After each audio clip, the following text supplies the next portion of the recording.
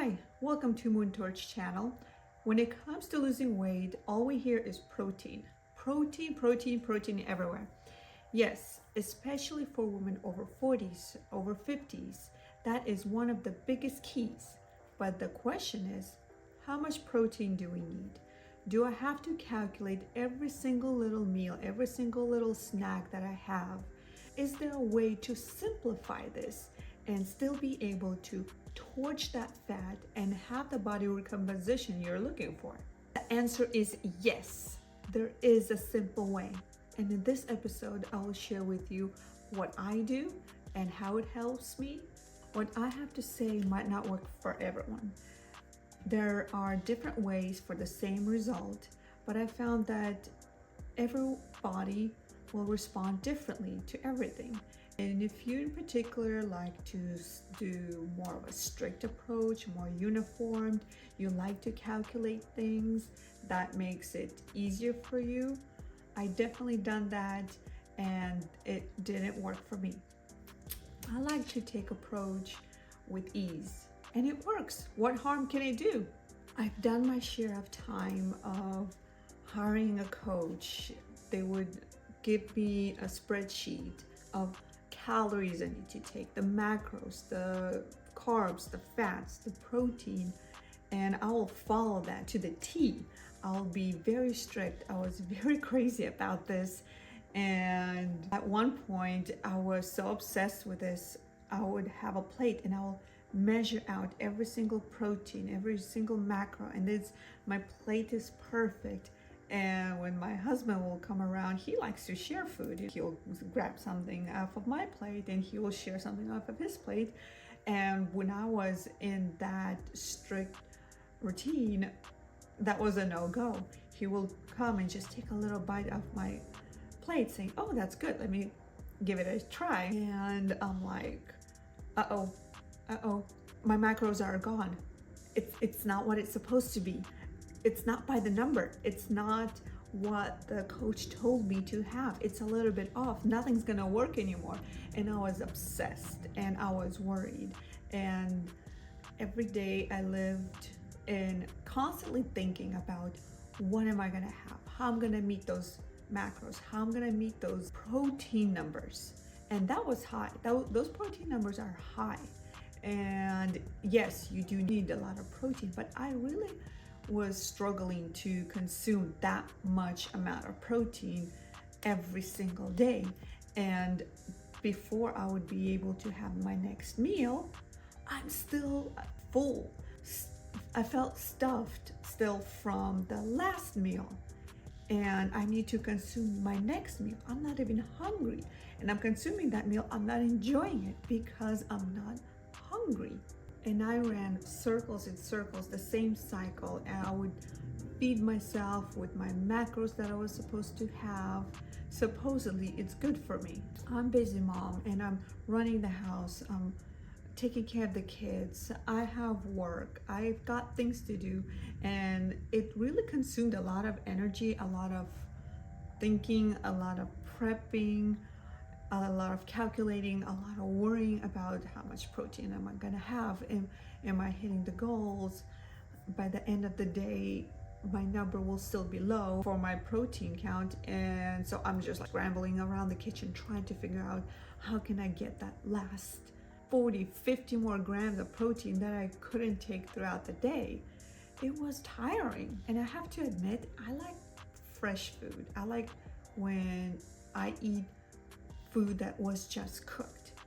And I work from home. I have that time. I have the kitchen right in front of me. It doesn't have to be something complicated. It will be something simple, putting things together. But when it comes to, especially with veggies, I like them fresh. I don't like to cook a bunch of veggies, put it in the container for the entire week, and then eat the same veggies every single day for the entire week. And they're cold. You microwave them, they lose the flavor.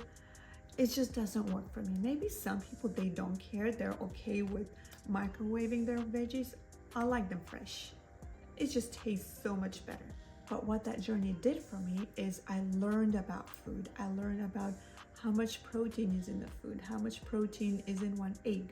How much protein is in a cup of yogurt? How much protein is in a cup of cottage cheese? How much protein in chicken? How 3 ounces look like? How 4 ounces look like? How much protein is in a salmon?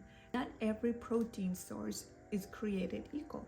What I did is I finally detached all the calculating and took on more of intuitive approach to this. And I didn't want to worry about those numbers anymore. It was consuming too much out of my life. I took what I practiced before, I learned about food, and I was able to put my plate together without calculating. And I would have my body to guide me. Do I want more food? Do I want less food? I would listen to my body, how my body feels. And that's when a lot of things changed for me. At my meal times now, I would take a plate, I would put 3-4 ounces of protein.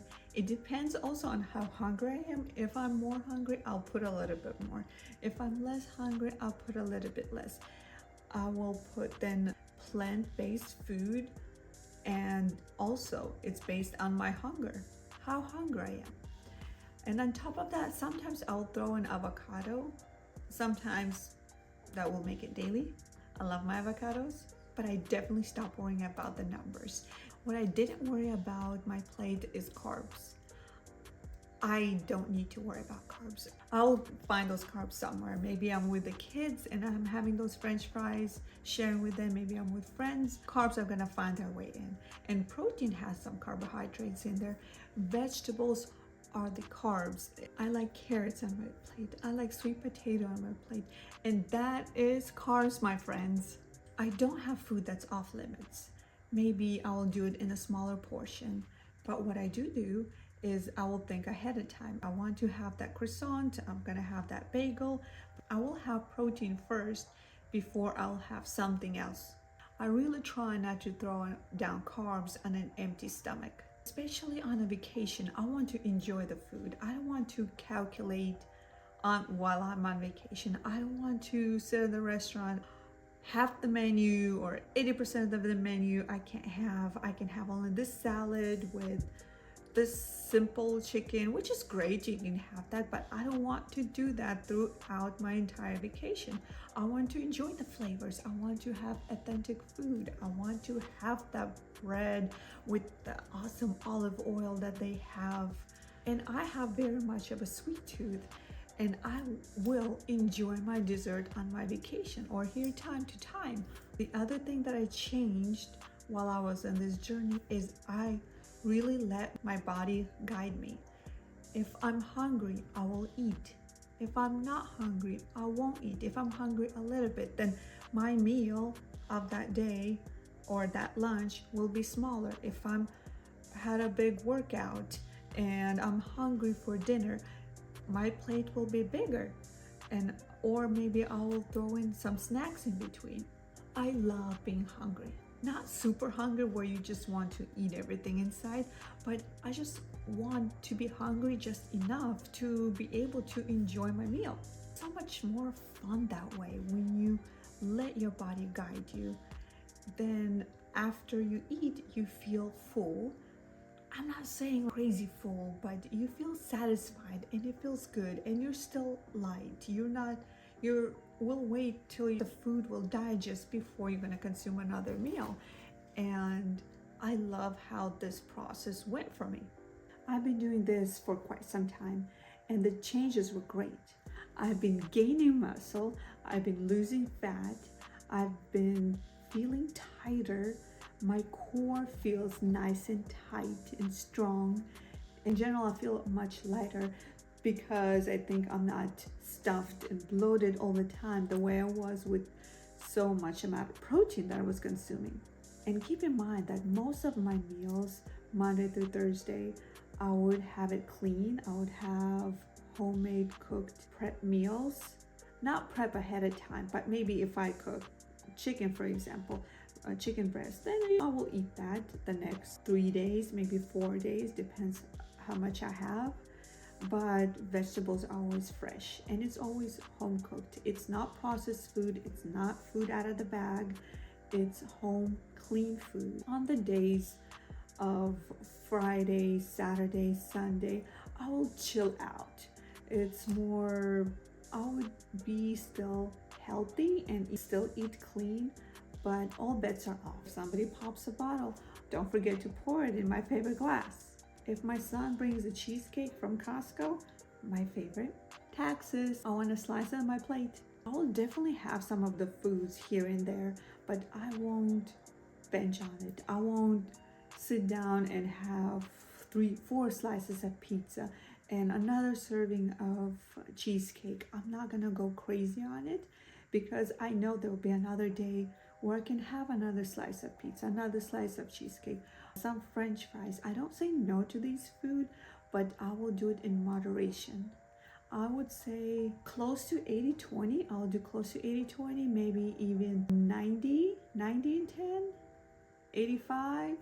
But most of my days, most of my meals are clean, are fresh. When you have processed food, the hunger signal doesn't work that well. I think it's just the way that food is manufactured. You are more hungry.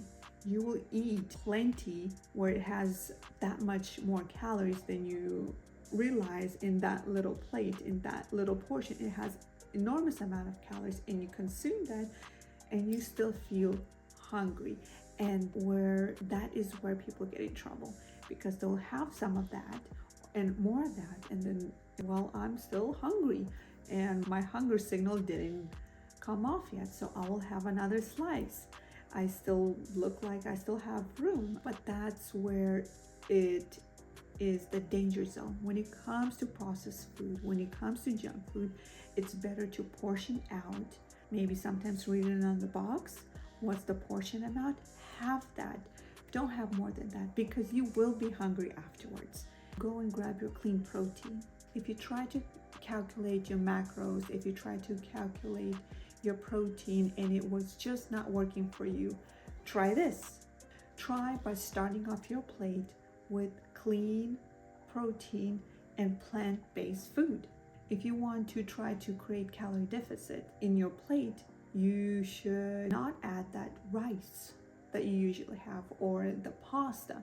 If you take that out, you have the protein, you have the vegetables, it naturally already puts you in a calorie deficit because you're taking that much amount of carbs out of your diet. That's gonna make you lose fat. It might reduce your bloating. You're gonna feel that much lighter. And the plant food with its volume and its fiber, it makes you feel full longer, makes you satisfied, and the protein digests really slowly in your body. So that will keep going for you and that will help you to burn that fat. And protein helps you to keep you full longer. This method helped me to develop healthier food, body, mind relationship. I was relaxed. I like to listen to my body's fullness, hunger, satisfaction cues, then following the external diets. Make food choices that honor your taste buds and make you feel good. I just showed it to you right now that this is possible. If you are new at this and you like to try this, start slowly. Be patient with yourself. Don't try to implement all 10 principles all at once. Take them one step at a time. Intuitive eating is my lifestyle now, and I couldn't be happier.